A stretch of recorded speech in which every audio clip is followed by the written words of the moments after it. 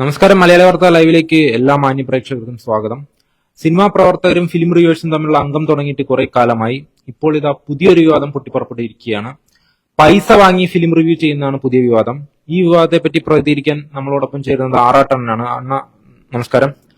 നിങ്ങൾ പൈസ വാങ്ങിയിട്ടാണോ film review ചെയ്യുക? സ്പെഷ്യൽ റിവ്യൂ കൊടുക്കുന്ന ആളാണ്. അതിന്റെ പേരിൽ ഒരുപാട് മർദ്ദനവും ഒരുപാട് അടിയിടിയിലും കൊണ്ട ആളാണ് ഞാൻ. പക്ഷെ ഇവിടെ പല ആൾക്കാരും റിവ്യൂ കൊടുക്കുന്നത് ചെറിയ സിനിമക്കാരാണ്, വലിയ സിനിമക്കാരല്ല, ചെറിയ സിനിമക്കാർ. അവർ കാശ് കൊടുത്ത് ഇവരത് ആ റിവ്യൂസ് കാശ് വാങ്ങിച്ചിട്ട് പോസിറ്റീവ് കൊടുക്കുകയാണ്. ഞാൻ പോസിറ്റീവ് നെഗറ്റീവ് പറയാറുണ്ട്. ചില വ്യക്തികൾ പോസിറ്റീവ് മാത്രമേ പറയുള്ളൂ. അത് സിനിമക്കാരെ സൂചിപ്പിക്കാൻ വേണ്ടിയാണ്. ചെറിയ സിനിമയിലെ ആൾക്കാർ ഇവർക്ക് കാശ് കൊടുക്കുന്നുണ്ട്. അതിന്റെ എവിഡൻസ് എന്റെ കയ്യിലുണ്ട്. ഞാൻ ഇന്നലെ എന്നെ ആ സിനിമക്കാരൻ വിളിച്ചിട്ടുണ്ടായിരുന്നു പടം കാണാൻ. പക്ഷെ ഞാൻ പോയില്ല. ഇവിടെ നമ്മുടെ എല്ലാം അറിയപ്പെടുന്ന അലൻ ജോസ് പെരേറ പൈസ വാങ്ങിച്ചാണ് റിവ്യൂ ചെയ്യുന്നത്. അതിന്റെ ഒരു ഓഡിയോ എന്റെ കയ്യിലുണ്ട്. ആ ഓഡിയോ ഒന്ന് കേൾപ്പിക്കും. സന്തോഷ് സാറേ, പുള്ളി കാശ് ചോദിച്ചോണ്ടാ കാശ് കൊടുത്തത്. മനസ്സിലായ? അവൻ ചോദിച്ചു എന്തെങ്കിലും തരാൻ പറ്റുമോ എന്ന് ചോദിച്ചിട്ട് കൊടുത്തത്രേ ഉള്ളൂ. അല്ലാതെ അതിനു വേണ്ടിയല്ല വിളിച്ചു കൊടുത്തത്. നമ്മൾ അങ്ങനെയൊന്നും കാണല്ലേ. ഇതൊരു സിനിമാ പ്രവർത്തകർ ഇന്നലെ അലൻ ജോസ് പെരേക്ക് രൂപ കൊടുത്താണ്. ഞാൻ രൂപ വാങ്ങിച്ചിട്ടാണ് റിവ്യൂ ചെയ്യുന്നത്. ഞാൻ എന്റെ ജീവിതത്തിൽ ഇതുവരെ രൂപ വാങ്ങിച്ചിട്ടില്ല. നമ്മൾ റിവ്യൂ എന്ന് പറയുമ്പോൾ സത്യം പറയുമ്പോൾ പോസിറ്റീവ് നെഗറ്റീവ് ഉണ്ടാവും. പക്ഷെ ഇയാള് പോസിറ്റീവ് മാത്രമാണ് എല്ലാ പടത്തും കൊടുക്കുന്നത്. സിനിമാക്കാർ ചോദിക്കുകയാണ്. ഈ ചെറിയ സിനിമാക്കാർ ഇയാൾക്ക് കാശ് കൊടുത്ത് പോസിറ്റീവ് റിവ്യൂ അറിയിപ്പിക്കുക. ഇതാണ് ഇപ്പൊ നടക്കുന്നത്. ഇയാൾ എല്ലാ പടത്തിനും പോസിറ്റീവ് കൊടുക്കുന്നു. അപ്പൊ എല്ലാ പടത്തിനും പോസിറ്റീവ് കൊടുക്കുന്ന നമ്മൾ റിവ്യൂ രണ്ടും പറയേണ്ടി വരും. എല്ലാ റിവ്യൂവിനും പോസിറ്റീവ് കൊടുക്കുന്ന ആൾക്കാർ സിനിമാക്കാർ സൂചിപ്പിക്കാൻ വേണ്ടിയാണ്.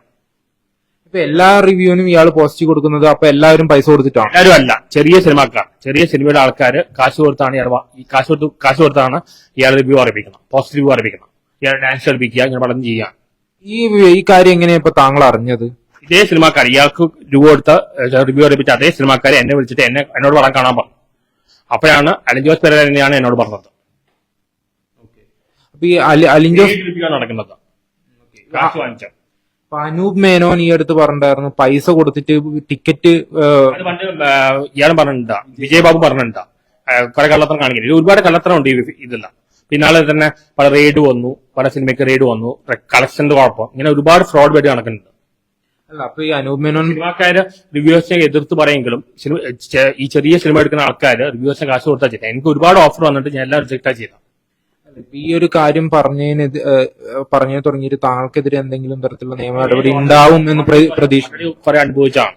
ഞാൻ ഒരു സിനിമയ്ക്ക് റിവ്യൂ കൊടുത്തെന്ന് പറഞ്ഞ എന്നെ അവിടെ തിയേറ്ററിൽ വെച്ച് കയ്യേറ്റം ചെയ്തതാണ്. അല്ല, ആ ഒരു വിവാദം പറഞ്ഞാൽ താങ്കൾ മുഴുവൻ സിനിമ കണ്ടിട്ടില്ല എന്ന് പറഞ്ഞിട്ടല്ലേ? അതെന്താ സംഭവിച്ചത്? അത് ഒരു മീഡിയക്കാരന്റെ നിർബന്ധത്തിൽ പറഞ്ഞാണ്. അത് മീഡിയ എന്നിട്ട് അവസാനം തല്ലുകൊണ്ട് ഞാനാ. ഇത് റിവ്യൂ ജെന്യൂൻ ആയിട്ടല്ല നടക്കുന്നത്. ഈ അഭിപ്രായം പറയുന്നവരെ കയ്യേറ്റം ചെയ്യുന്ന പ്രവണത എങ്ങനെയാ ഇപ്പൊ നോക്കിക്കാണുന്നത് താങ്കൾ? ഇതിപ്പോ എനിക്കറിയില്ല. ഇത് കുറച്ചുകൂടെ ട്രാൻസ്പെറന്റ് ആക്കണം. സംഭവം കുറച്ച് ട്രാൻസ്പെറന്റ് ആക്കിയാലേ ശരിയാവുള്ളൂ. ഒരുപാട് ഈ സിനിമാക്കാരെ തന്നെ കാശ് കൊടുത്താണ് റിവ്യൂ അറിയിപ്പിക്കുന്നത്. പൈസ മെയിൻ റിവ്യൂസ് ഇങ്ങനെ വാങ്ങിക്കേണ്ടോ അറിയില്ല. പൈസ കൊടുത്ത ആളെ കയറ്റി പൈസ കൊടുത്ത് കയറ്റിട്ട് പോസിറ്റീവ് റിവ്യൂ അറിയിപ്പിക്കുക. ഇത് ജനങ്ങളെ വഞ്ചിക്കുകയാണ്. സിനിമാക്കാർക്ക് ഗുണമുണ്ടാവും, പക്ഷെ ജനങ്ങളെ വഞ്ചിക്കുകയാണ്. ഒരു മോശം റിവ്യൂ പോസിറ്റീവ് റിവ്യൂ ആണെങ്കിലും അത് വെച്ചിട്ട് ഈ പ്രേക്ഷകർ സിനിമ കാണുക. അപ്പൊ അവരെ പറ്റിക്കല്ലേ? ഇതിന്റെ സ്വാർത്ഥ താല്പര്യം വേണ്ടി, ഇവർക്ക് സിനിമയിൽ കയറാനുള്ള സ്വാർത്ഥ താല്പര്യം വേണ്ടി ഇവർ കള്ളം പറയിപ്പിക്കുക. ഇതിന്റെ പിന്നിൽ ഉന്നതരുടെ കൈയുണ്ടെന്ന് താങ്കൾ പ്രതീക്ഷിച്ചു? ചെറിയ സിനിമാക്കാരാണ്. ഈ ചെറിയ സിനിമ, വലിയ സിനിമകളൊന്നല്ല, ചെറിയ സിനിമയുടെ ആൾക്കാരാണ് ഈ കാശ് കൊടുത്ത് ചെയ്യുന്നത്. കാരണം ഇപ്പൊ OTT അല്ല, തിയേറ്ററിൽ ഇത്രയും ദിവസം ഓടിയാലേ OTT പോകുള്ളൂ. അതും മുതലെടുക്കാൻ വേണ്ടിയാണ്. ഈ OTT സെയിലിന്റെ പിന്നിൽ തന്നെ പലതരത്തിലുള്ള എനിക്ക് അധികമായിട്ട് അറിയില്ല. ഞാൻ പറഞ്ഞ റിവ്യൂവിനെ കുറിച്ചാണ്. ഇവിടെ നിഷ്പക്ഷമായ റിവ്യൂ നടക്കുന്നില്ല. നിഷ്പക്ഷമായ റിവ്യൂ കൊടുത്ത് എന്റെ പോലെ ആൾക്കാർ വേട്ടയാടപ്പെടുക. ഇതിപ്പോ അലിൻ ജോസിന്റെ ആദ്യത്തെ വിവാദം, ഇതിനു മുമ്പും ഇതേപോലെ ഒരു സംഭവം ഉണ്ടായിരുന്നു. ഇതിനു മുമ്പ് ഇങ്ങനെ ഓഫർ ചെയ്തിട്ടുണ്ട്, പുലി വാങ്ങിച്ചിട്ടുണ്ട്. അപ്പൊ ഈ താങ്കൾ എന്തുകൊണ്ടാണ് ഇപ്പൊ പൈസ വാങ്ങാതെ ചെയ്യാൻ എനിക്ക് കുറച്ച് പ്രിൻസിപ്പിൾ ഉണ്ട്. എനിക്ക് അങ്ങനെ നിഷ്പക്ഷമായ റിവ്യൂ, ട്രാൻസ്പെറന്റ് ആയിട്ട് ഹോണസ്റ്റ് റിവ്യൂ കൊടുക്കുന്ന ആഗ്രഹിക്കുന്ന ആളാണ് ഞാൻ. അതിന്റെ പേരിൽ ഞാൻ കുറെ അനുഭവിക്കുകയും ചെയ്തതാണ്. പക്ഷെ എപ്പോഴും താങ്കൾക്കെതിരെ വരുന്ന ഒരു ആരോപണം എന്ന് പറഞ്ഞാൽ താങ്കൾ കൊടുക്കുന്ന റിവ്യൂ തെറ്റാണ് എന്നുള്ള തരത്തിലാണ്. ഞാൻ എന്റെ അഭിപ്രായം പറയുന്നത്. ഇപ്പൊ അശോക് കണ്ണൂർ സ്ക്വാഡിനും കാതറിന് നെഗറ്റീവ് കൊടുത്ത് പടം ഓടിയില്ലേ? എന്റെ ഒപ്പീനിയൻ ഞാൻ പറയാം. അത് പലർക്കും പിന്നീട് ശരിയായി തോന്നിയിട്ടുണ്ട്. പല സിനിമകളും ഇവിടെ ഇപ്പൊ പല ഇതിപ്പോ OTT റിലീസ് ആവണമെങ്കിൽ ഇത്രയും ദിവസം തിയേറ്റർ ഓർമ്മയുണ്ട്, അതിനു വേണ്ടിയുള്ള പരിപാടിയാണ്. ഇപ്പൊ തിയേറ്ററിൽ ഓടിക്കാൻ വേണ്ടി ഇതേപോലുള്ള അലിൻ ജോസിനെ പോലുള്ള ആൾക്കാരെ കൊണ്ട് പോസിറ്റീവ് അറിയിപ്പിച്ച ആളുകൾ കയറുമെന്ന് താങ്കൾ വിശ്വസിക്കുന്നു? എനിക്ക് തോന്നില്ല, അത് ആ സിനിമാക്കാരുടെ ബുദ്ധിയില്ലായ്മയാണ്. ഇയാൾ റിവ്യൂ പറഞ്ഞാൽ ആരും കയറാൻ പോകുന്നില്ല. ഇപ്പം അശ്വൻഗോക്ക് റിവ്യൂ പോസിറ്റീവ് കൊടുത്തിട്ട് പോലും അശ്വൻഗോക്ക് പോലും റിവ്യൂ എടുത്തിട്ട് പോകുന്നില്ല, പിന്നെയാണ് പെരേര പറഞ്ഞു പോകുന്നത്. ഇപ്പൊ താങ്കൾക്ക് എതിരെ ഇപ്പൊ എന്തെങ്കിലും തരത്തിലുള്ള ഭീഷണി ഉണ്ടായിട്ടുണ്ട് ഇതേപോലെ ഈ പൈസ വാങ്ങാതെ ഇരിക്കുന്ന സമയത്ത്? ഭീഷണി ഉണ്ടായിട്ടില്ല, പക്ഷെ എന്നെ 2-3 തവണ തിയേറ്ററിൽ വെച്ച് കയ്യേറ്റം ചെയ്തിട്ടുണ്ട്. യഥാർത്ഥത്തിൽ ഇതുള്ളൂ സത്യസന്ധമായി നിഷ്പക്ഷമായി പറഞ്ഞിട്ട് കയ്യേറ്റം സംഭവിച്ചിട്ടുണ്ട്. അപ്പൊ ഈ കയ്യേറ്റം ചെയ്തവർക്കെതിരെ നിയമ നടപടിയായിട്ട് താങ്കൾ നീങ്ങിയിട്ടുണ്ടോ എപ്പോഴെങ്കിലും? എനിക്ക് അതിന്റെ കേസിന് പുറകെ നടക്കാൻ വയ്യാത്തതുകൊണ്ടാണ് ഞാൻ പോകാതിരുന്നത്. കാരണം അത് പുറകെ നടന്നെങ്കിൽ കുറെ നാളിങ്ങനെ നടക്കേണ്ടി വരും. ഇനിയുള്ള സമയത്ത് കേസിലൊക്കെ പോകും, കാരണം ഇപ്പൊ പുതിയ നിയമങ്ങൾ മാറും. അതുകൊണ്ട് ഇനി എന്തെങ്കിലും വന്നാൽ കേസ് കൊടുക്കും. പണ്ട് കേസ് കൊടുത്തിട്ട് കാര്യമില്ല. ഇപ്പൊ ഈ ചെയ്ത പ്രവണത തന്നെ തെറ്റായിട്ടുള്ള ഒരു കാര്യമാണ്, പൈസ കൊടുത്തുള്ള റിവ്യൂ എന്നുള്ള. അപ്പൊ ഇതിനെതിരെ ഏതെങ്കിലും സിനിമാക്കാരെയാണ് കൊടുക്കുന്നത്, അല്ല സിനിമാ സംഘടനകളെ ബോധിപ്പിക്കാൻ, എന്നിട്ട് സിനിമാക്കാർ റിവ്യൂവിനെതിരെ പറയും. സിനിമാക്കാരെ തന്നെ കാശ് കൊടുത്ത് റിവ്യൂ പറയിപ്പിച്ചിട്ട് സിനിമാക്കാർ റിവ്യൂക്കാരെ ഒരു സിനിമ ഫ്ലോപ്പ് ആകുമ്പോൾ റിവ്യൂ ചെയ്യുന്ന ആൾക്കാർ കുറ്റം പറയും, സിനിമ ഹിറ്റാകുമ്പോൾ റിവ്യൂക്കാരെ പറ്റി പറയില്ല. ഇതേ സിനിമാക്കാരെ തന്നെ റിവ്യൂ കൊടുത്തിട്ട് കാശ് കൊടുത്ത് റിവ്യൂ പറയിപ്പിക്കും, എന്നിട്ട് റിവ്യൂവിനെതിരെ പറയും. ഇപ്പൊ സിനിമ വിജയിക്കുന്ന സമയത്ത് സിനിമ റിവ്യൂ ചെയ്യുന്നവരെ തിരസ്കരിക്കുന്നു എന്നിപ്പോ അശ്വിൻ കോക്കും ഉണ്ണി വ്ളോഗും പലരും പറഞ്ഞിട്ടുണ്ട്. അതേ അഭിപ്രായം തന്നെയാണ് താങ്കൾക്കുള്ളത്? എനിക്ക് ചോദ്യം മനസ്സിലായില്ല. അപ്പൊ സിനിമ വിജയിക്കുന്ന സമയത്ത് ശരിയാണ്. അപ്പൊ ഇവിടെ പടം ഓടിയപ്പോ ഈ പോസിറ്റീവ് കൊടുത്ത ആദ്യം പേര് പറഞ്ഞില്ല. അവരുടെ പടം പൊളിയുമ്പോ മാത്രമാണ് റിവ്യൂസിനെ കുറ്റം പറയാൻ. ഈ അടുത്ത് ഒരു സംവിധായകൻ, അതായത് തൊട്ടടുത്ത് തന്നെ ഒരു സംവിധായകൻ പറഞ്ഞിട്ടുണ്ടായിരുന്നു അശ്വിൻ കോക്കിന്റെ റിവ്യൂ വളരെ എന്താ പറയാ സിനിമാക്കാരെ അധിക്ഷേപിക്കുന്ന രീതിയിലാണെന്ന്. അപ്പൊ ഉണ്ണിലോകാണ് കുറച്ച് ജെന്യുവൻ റിവ്യൂ പറയുന്നത്, ഉണ്ണിലോക് കുറച്ച് നിഷ്പക്ഷമായിട്ട് പറയുന്നത്. അശ്വിൻ കോക്ക് കുറച്ച് കളിയാക്കി അങ്ങനെ കുറച്ച് പരിപാടിയുണ്ട്. അപ്പൊ അശ്വിൻ കോക്ക് നിഷ്പക്ഷമല്ല എന്നാണോ പറഞ്ഞത്? കണ്ണൂർ സ്ക്വാഡ് കാതിൽ നെഗറ്റീവ് കൊടുത്താണ്, നല്ല പടങ്ങളായ പടം ഓടുകയും ചെയ്തു. എന്റെ ചോദ്യം അശ്വിൻ കോക്ക് നിഷ്പക്ഷമായിട്ടല്ല റിവ്യൂ പറയുന്നതെന്നാണോ താങ്കൾ പറഞ്ഞത്? അഭിപ്രായം, പക്ഷെ കുറെ ഇങ്ങനെ ആൾക്കാരെ അറ്റാക്ക് ചെയ്യേണ്ട കുറെ ഗോസ്റ്റികൾ കാണിക്കുന്നുണ്ട്. ഉണ്ണിലോകയുടെ റിവ്യൂ ആണ് കുറച്ച് ജെന്യുവനായി തോന്നിക്കണം. അല്ല ഇപ്പൊ അശ്വിൻ കോക്കിന്റെ റിവ്യൂ എന്ന് പറഞ്ഞപ്പോ ഇപ്പൊ പ്രശസ്ത മാധ്യമ ചാനലുകളിലെല്ലാം ഈ രാഷ്ട്രീയക്കാരെ സർക്കാസ്റ്റിക് ആയിട്ടുള്ള രീതിയിൽ മലയെക്കൊട്ട് വാൽമീൻ ഇറങ്ങിയപ്പോ അതിന്റെ വേഷം കിട്ടിയ കുറെ ഗോസ്റ്റ് കാണിക്കുക, ബാന്ദ്ര ഇറങ്ങിയപ്പോ സർക്കാസം രീതിയിലല്ലേ അദ്ദേഹം പറയുന്നത്? ആവശ്യമില്ലെന്ന്, അത് കോമാളിത്തരമാണ്. പുള്ളി സീരിയസ് ആയിട്ട് ഫിലിം റിവ്യൂർ ഇങ്ങനെയല്ല ചെയ്യുന്നത്. ഫിലിം റിവ്യൂവിലും പലതരത്തിലുള്ള ജോണേഴ്സ് ഉണ്ടല്ലോ. ഇപ്പൊ ആക്ഷേപഹാസ്യം എന്ന് പറയുന്ന ഒരു ജോണറിലാണ് പുള്ളി ഫിലിം റിവ്യൂ ചെയ്യുന്നതെന്ന് പലപ്പോഴായിട്ട് പറഞ്ഞിട്ടുണ്ട്. നെഗറ്റീവ് കൊടുത്ത പല പടം ഓടിയിട്ടുണ്ട്, അത് ഓർക്കണം. മമ്മൂട്ടിയുടെ 3 പടങ്ങൾ നെഗറ്റീവ് കൊടുത്തിട്ട് ഓടിയതാണ്. മമ്മൂട്ടിക്കെതിരെ ഇങ്ങനെ നെഗറ്റീവ് റിവ്യൂ കൊടുക്കുന്നതിൽ എന്തെങ്കിലും തരത്തിലുള്ള ഗൂഢാലോചന താങ്കൾക്ക് ചിന്തിക്കുന്നു? അങ്ങനെ പ്രത്യേകിച്ച് ഒന്നുമില്ല. പ്രത്യേകിച്ച് ഒരാൾക്കെതിരെ മോഹൻലാലിനെതിരെ കുറച്ച് തോന്നിയിട്ടുണ്ട്, കുറച്ച് നെഗറ്റീവ് വരുന്നുണ്ട്. എനിക്ക് മമ്മൂട്ടിനെതിരെ അങ്ങനെ തോന്നിയിട്ടില്ല. അല്ല ഇപ്പൊ അശ്വിൻ കോക്ക് തന്നെ 3 ഇപ്പൊ അടുത്തിറങ്ങിയ മമ്മൂട്ടിയുടെ എല്ലാ ഭൂരിഭാഗം സിനിമകൾക്കും നെഗറ്റീവ്. അങ്ങനെ ജനറലൈസ് ചെയ്യാൻ പറ്റില്ല, പക്ഷെ ഇവിടെ കാശ് കൊടുത്ത് റിവ്യൂ കൊടുക്കുന്ന റെഡിയുണ്ട്. ഈ കാശ് കൊടുത്ത് സിനിമ റിവ്യൂ ഒരു കാര്യം ഓർക്കണം, എല്ലാ പടത്തിനും എപ്പോഴും പോസിറ്റീവ് കൊടുക്കുന്ന ആൾക്കാര് സിനിമാക്കാർ സൂചിപ്പിക്കാനും പിന്നെ ഇതുപോലെ കാശ് വാങ്ങിക്കാൻ വേണ്ടിയാണ് ചെയ്യുന്നത്. ഈ സാമ്പത്തികമല്ലാതെ ഇതുപോലെ റിവ്യൂ ചെയ്യുന്നവർക്ക് വേറെ എന്തെങ്കിലും നേട്ടമുണ്ടെന്ന് താങ്കൾക്ക് തോന്നുന്നുണ്ടോ? വെറുതെ ഇവര് ജീവനം കളയാണ്. വേറെ എന്തെങ്കിലും ഇപ്പൊ സിനിമയിലെ ഓഫർ അല്ലെങ്കിൽ വേറെ എന്തെങ്കിലും തരത്തിലുള്ള നേട്ടം കിട്ടുന്നുണ്ട്, ചെറുതായിട്ട് കിട്ടുന്നുണ്ട്. അലൻ ജോസ് പെരേരയ്ക്ക് കിട്ടി, എനിക്കും കിട്ടിയിട്ടുണ്ട്. സിനിമ ഓഫറിൽ കിട്ടിയിട്ടുണ്ട്, ചെറിയ റോൾസിൽ കിട്ടിയിട്ടുണ്ട്. ഇപ്പൊ ഞാനൊരു ഉദാഹരണം പറയാം. ഇപ്പൊ താങ്കൾ അഭിനയിച്ച ഒരു സിനിമ, ഇപ്പൊ താങ്കൾക്ക് അപേക്ഷ കിട്ടുന്ന താങ്കൾ തന്നെ പറയുന്നുണ്ട്, അത് മോശമായി തീർന്നാൽ താങ്കൾ അതിനെതിരെ നെഗറ്റീവ്, സത്യസന്ധമായ നെഗറ്റീവ് നിഷ്പക്ഷ റിവ്യൂ കൊടുക്കുള്ളൂ. മോശം പറയും. ഇങ്ങനെ നിഷ്പക്ഷമായ റിവ്യൂ പറഞ്ഞുകൊണ്ട് അവ എന്റെ അടുത്ത് ആരും രൂപ ഓഫർ ചെയ്ത് വരാത്തത് വന്നിട്ടുണ്ട്, പക്ഷെ എനിക്ക് വേണ്ടെന്നെ പറഞ്ഞു. ഇനിയും ഈ നിലപാട് തന്നെ തുടരാനാണ് താല്പര്യം. ഇതേ നിലപാടെന്ന് എനിക്ക് നിഷ്പക്ഷമായ സത്യസന്ധമായ റിവ്യൂ കൊടുക്കാൻ പറ്റുള്ളൂ. അതിന്റെ പേരിൽ തട്ടി കൊന്നു കളയാൻ പോലും കുഴപ്പമില്ല, ഞാൻ സത്യം പറയുള്ളൂ. ഈ ഒരു ധൈര്യം എങ്ങനെയാണ് സന്തോഷം ഉണ്ടാവുന്നത്? ഇങ്ങനെ എത്ര പേരുണ്ട്, സത്യം പറഞ്ഞ എത്ര പേർക്ക് അങ്ങനെ സോക്രട്ടീസ് അങ്ങനെ എത്ര പേരുടെ ജീവൻ പോയിരിക്കുന്നു. ഞാൻ സത്യത്തിന് വേണ്ടി നിൽക്കുന്നു. ഇവിടെ കേരളത്തിലെ രാജ്യാൻ സ്വാമി ഒരു IAS ഓഫ് സത്യത്തിന് വേണ്ടി നിൽക്കുന്നു. അയാൾക്ക് ഒരുപാട് നഷ്ടമുണ്ടായി, പ്രൊഫഷണൽ ലൈഫ്, പേഴ്സണൽ ലൈഫ് എല്ലാം പോയി. എന്തൊക്കെ ആയാലും നമ്മൾ സത്യത്തിന് വേണ്ടി നിൽക്കുന്നു. അത് ജീവൻ പോയാൽ നമുക്ക് കുഴപ്പമില്ല. സന്തോഷം എന്നെ അങ്ങനെ കയ്യേറ്റം ചെയ്തില്ല. എന്നെ കയ്യേറ്റം ചെയ്തപ്പോ ആരും നോക്കിയില്ലല്ലോ, ഞാൻ ഒറ്റയ്ക്കല്ലേ നേരിട്ടതാ. അന്നൊക്കെ ഒരു സിനിമയുടെ ഇതാണ്. അപ്പൊ ആരുണ്ടായിരുന്ന മീഡിയക്കാർ മുഴുവൻ വീഡിയോ എടുത്തോണ്ടിരുന്നു, ആരുണ്ടായിരുന്നു ഞാൻ ഒറ്റയ്ക്കല്ലേ നേരിട്ടതാ. ആ ഒരു കാര്യത്തിൽ ഇപ്പോ അവരുടെ ഭാഗം പറയുന്നത് എന്ന് പറഞ്ഞാൽ അവര് ഇപ്പോ എന്താ ഫസ്റ്റ് ഹാഫ്, അതായത് 15 മിനിറ്റ് പോലും വളരെ മോശം പടങ്ങൾ ഇറങ്ങുന്നുണ്ട്. ഇത് മുഴുവൻ നേരം കണ്ടിരിക്കണമെങ്കിൽ സാധാരണ മനോനിലയുള്ള ആൾക്ക് പറ്റില്ല. അത്രയ്ക്ക് ബോറടിപ്പിക്കുന്നതാണ്, അത്രയ്ക്ക് ലാഗും അത്രയ്ക്ക് ഒരു ലോജിക്കില്ലാത്ത കാര്യങ്ങൾ കാണിക്കുന്നത്. അതുകൊണ്ടാണ് പലരും ഇറങ്ങിപ്പോകുന്നത്.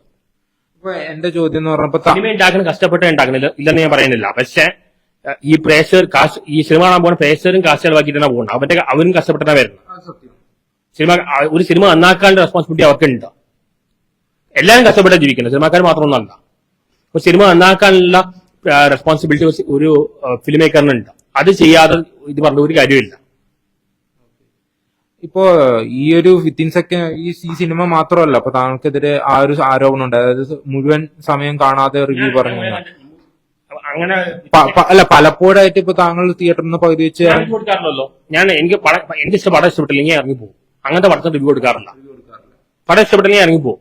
നിരവധി പടങ്ങൾ അങ്ങനെ ഉണ്ടായിരുന്നു. ഒരുപാട് പടം ഇറങ്ങി. കഴിഞ്ഞ ആഴ്ച കൂടി ഒരു പടം കണ്ടേ ഇറങ്ങിപ്പോയി. ഈ പടം ഇഷ്ടപ്പെട്ടില്ല, ഞാൻ റിവ്യൂ കൊടുത്തില്ല. ഇതുപോലുള്ള നിലവാരമില്ലാത്ത സിനിമകൾ, ഒരുപാട് സിനിമ നിലവാരമില്ലാത്ത ഒരുപാട് സിനിമകളുണ്ട്. ഇതിന്റെ പിന്നിൽ വേറെ ഒരു കാര്യം അതൊന്നും പറയുന്നില്ല. ഒരുപാട് നിലവാരമില്ലാത്ത ഒരു കാലത്ത് ഞാൻ പറഞ്ഞു ട്രാഫിക്കും പുലിമുരിന്റെ ഇടയ്ക്ക് കുറെ നല്ല സിനിമയാണ്. പക്ഷെ ഇപ്പൊ ഇറങ്ങുന്ന സിനിമയുടെ മിക്ക സിനിമകളുടെ നിലവാരം വളരെ താഴെയാണ്. ഈ നിലവാരമില്ലാത്ത സിനിമകളുടെ തകർച്ച മൂലം ഉണ്ടാവുന്ന നഷ്ടം റിവ്യൂവേഴ്സിന്റെ തലയിൽ അടിച്ചേൽപ്പിക്കുകയാണെന്ന ഒരു വാദം താങ്കൾക്കുണ്ടോ? റിവ്യൂ ഇപ്പൊ അശ്വൻ ഗോക്കാണ് ഇവിടെ കേരളത്തിലെ ഏറ്റവും വലിയ റിവ്യൂ. പുള്ളി കൊടുത്ത എത്ര പടങ്ങൾക്ക് മോശം റിവ്യൂ കൊടുത്ത് പടങ്ങൾ ഓടിയിരിക്കുന്നു. അല്ല, ഞാൻ ചോദിക്കുന്നത് ഇപ്പൊ നിലവാരമില്ലാത്ത സിനിമകൾ എടുക്കുന്നതുകൊണ്ട് ഉണ്ടാകുന്ന ഇത് ഇവിടെ ഫോറിൻ സിനിമയെ അടിച്ചു മാറ്റി പിന്നെ വേറെ കാര്യമില്ല, അത് പറയാനില്ല. പറഞ്ഞ പ്രശ്നം ഇങ്ങനെ ഉഴപ്പി സിനിമ ചെയ്തിട്ട് ആ സിനിമയ്ക്ക് എല്ലാ സിനിമയ്ക്കും പോസിറ്റീവ് കൊടുക്കാൻ ശരിയാവും. ഉഴപ്പിയാണ് പല സിനിമയും ചെയ്യുന്നത്. ഇവര് പല സിനിമയും കോപ്പി അടിക്കുക. ഇവിടെ മലയാളത്തിൽ വളരെ കുറച്ച് സിനിമ ഒറിജിനലായിട്ട് വന്നിട്ടുള്ളൂ. അല്ല, അപ്പൊ ഞാൻ എന്റെ ചോദ്യം എന്ന് പറഞ്ഞാൽ ഇതേപോലുള്ള മോശം സിനിമകൾ, താങ്കൾ പറഞ്ഞ രീതിയിലുള്ള മോശം സിനിമകൾ അത് റിവ്യൂസിന്റെ തലയിൽ സിനിമക്കാരുടെ ഉറപ്പാണ്, തലയിൽ അടിച്ചേൽപ്പിക്കുന്നുണ്ട് എന്നൊരു ആരോപണം. ഒരു സിനിമ പരാജയപ്പെടുമ്പോ ഇപ്പൊ മാരുവൽ ഗോപുരൻ സിനിമ ഫ്ലോപ്പ് ആയപ്പോ അശ്വിൻ ഗോപിന് കുറ്റം പറഞ്ഞു. ആ റിവ്യൂവും ടേക്ക് ഡൗൺ ചെയ്തു. അശ്വിൻ ഗോപിന് കുറ്റം പറഞ്ഞു. അതാ എനിക്ക് അത് അശ്വിൻ ഗോപിനെ പടം ഇല്ലാത്തതുകൊണ്ടാണ് നെഗറ്റീവ് പറഞ്ഞത്. ഇങ്ങനെ പല ഗുണ്ടായിസം നടക്കുന്നുണ്ട് സിനിമാ ഫീൽഡിൽ. ഒരുപാട് ഗുണ്ടായിസം നടക്കുന്നുണ്ട്. ആൾക്കാരെ വരട്ടുകയാണ്. ഇപ്പൊ ഇങ്ങനെ തുറന്നു പറയാൻ താങ്കളെ പ്രേരിപ്പിച്ച ഘടകം എന്താണ്? ഇന്നലത്തെ സംഭവം, ഇന്നലെ ആ സിനിമാക്കാരെ എന്നെ അപ്രോച്ച് ചെയ്തു. ആദ്യം പെരേരനെ അപ്രോച്ച് ചെയ്തു. പെരേര കാശ് വാങ്ങിച്ചു, സിനിമ റിവ്യൂ നെഗറ്റീവ് പോസിറ്റീവ് കൊടുത്തു. എന്നെ വിളിച്ചപ്പോൾ എന്നെ ഇതൊന്നും കിട്ടില്ല. ഇനിയും ഇതേപോലുള്ള സിനിമാക്കാരെ ഇൻഡസ്ട്രിയിൽ നിന്ന് മാറ്റി നിർത്താൻ എന്തൊക്കെയാ ചെയ്യാൻ പറ്റുമെന്ന് താങ്കൾ ചിന്തിക്കുന്നത്? ഇതെല്ലാരും വിചാരിക്കണം. ഇതിപ്പോ കുറച്ചുകൂടി എത്തിക്സ് വേണം. ഏത് ഫീൽഡായാലും എത്തിക്സ് വേണം. നമ്മൾ കുറച്ച് എത്തിക്കലായിട്ട് എല്ലാവരും ചിന്തിക്കണം. അല്ലാതെ നിവൃത്തിയില്ല. ഇപ്പൊ എല്ലാവരും സ്വാർത്ഥരാണ്. എല്ലാവർക്കും അവരവരുടെ കാര്യം മാത്രമേ ഉള്ളൂ. എല്ലാവർക്കും അവരവരുടെ ആ ഒരു ഇതാണ് പോകുന്നത്. ഒരു യൂണിറ്റി ഇല്ല. ഇപ്പോ താങ്കളുടെ സുഹൃത്തായ ചെകുത്താൻ എന്ന പേരിൽ അറിയപ്പെടുന്ന അജു അലക്സിനെ അഭിപ്രായം, അദ്ദേഹം ഉപയോഗിച്ച ഭാഷ വിമർശനാത്മകമാണ്. ആ ഒരു ഭാഷയിൽ വിമർശിച്ചതിനെ തുടർന്ന് അറസ്റ്റ് ചെയ്യൊക്കെ ഉണ്ടായിട്ടുണ്ട്. അപ്പോൾ താങ്കൾക്കുമെതിരെ ഈ അമ്മ സംഘടന എന്നൊരു പരാതി ഉണ്ടായിട്ടുണ്ട്. അപ്പൊ ഇനിയെങ്കിലും വിമർശനം മാന്യമായ ഭാഷയിൽ ഉണ്ടാവുമെന്ന് പ്രേക്ഷകർക്ക് പ്രതീക്ഷിക്കുമോ താങ്കളുടെ ഭാഗത്ത്? മാന്യമായ ഭാഷ ചെയ്താൽ അബദ്ധം പറ്റും. ഒരു വാക്കുകൾ ഉപയോഗിച്ചു. മാന്യമായ, അത് നല്ലൊരു വാണിംഗ് തന്നെയാണ്. എല്ലാ യൂട്യൂബേഴ്സും കുറച്ചുകൂടി മാന്യമായ ലാംഗ്വേജിൽ സംസാരിക്കുക. അല്ല, താങ്കളും അതേപോലുള്ള മാന്യമായ ഭാഷയിൽ തന്നെ ആയിരിക്കും ഇനി അഭിപ്രായം പറയുന്നത്. അത് നല്ലൊരു വാണിംഗ് ആണ്. അത് അമ്മയുടെ നിന്ന് വന്ന നല്ല സൈഡാണ്. എല്ലാ യൂട്യൂബേഴ്സും ഇതിപ്പോ എന്ത് തോന്നുക പറയാനുള്ള ഒരു അവിടെ ഒരു മര്യാദ വരികയാണ്. അത് നല്ലൊരു കാര്യമാണ്. ഈ ഇപ്പോ അമ്മ പറഞ്ഞത് ഇനിയും ഇതേപോലെ വ്യക്തി അധിക്ഷേപം നടത്തുന്ന യൂട്യൂബേഴ്സിനെ നിയമപരമായി നേരിടുന്നതാണ്. അപ്പോ അശ്വിൻ കോക്കും ഇത് ഈ നിയമ നടപടികളുടെ ഭാഗമാവുമെന്ന് താങ്കൾ വിശ്വസിക്കുന്നുണ്ടോ? പുള്ളി അങ്ങനത്തെ ചില സർക്കാസ്റ്റിക് വേർഡ്സ് ഉപയോഗിച്ചില്ലാതെ ഇങ്ങനെ അബ്യൂസിംഗ് വേർഡ്സ് ഉപയോഗിച്ചിട്ടില്ല. അല്ല, ഇപ്പൊ ചില ആളുകളെ ഉപയോഗിച്ചിട്ടില്ല. പക്ഷെ ചില ആളുകളെ എന്താ പറയാ കളിയാക്കി ഇപ്പൊ ഇന്നലെ ജസ്റ്റിസ് ഹേമ കമ്മീഷൻ റിപ്പോർട്ട് സംഭവം ഇറങ്ങിയിട്ടുണ്ട്. അത് ഇവർ ഒരുപാട് കളിച്ചിട്ടുണ്ട്. 61 പേജ് ഡിലീറ്റ് ചെയ്തിരിക്കുകയാണ്. ഈ ഇവരെല്ലാം പറയുന്നത് ഇവർ കുറച്ച് മോശം വാക്കുകൾ ഉപയോഗിക്കണം. പല മോശം പ്രവർത്തികൾ ചെയ്യുന്ന ആൾക്കാർ സിനിമ ഫീൽഡിൽ തന്നെ ഉണ്ട്. ഈ ജസ്റ്റിസ് ഹേമ കമ്മീഷൻ റിപ്പോർട്ടിനെ അമ്മ എന്തുകൊണ്ടാണ് പേടിക്കുന്നതെന്ന് താങ്കൾ വിചാരിക്കും? കാരണം അമ്മയിലുള്ള പല ആൾക്കാരും അതിന്റെ ആൾക്കാർ തന്നെയാണ്.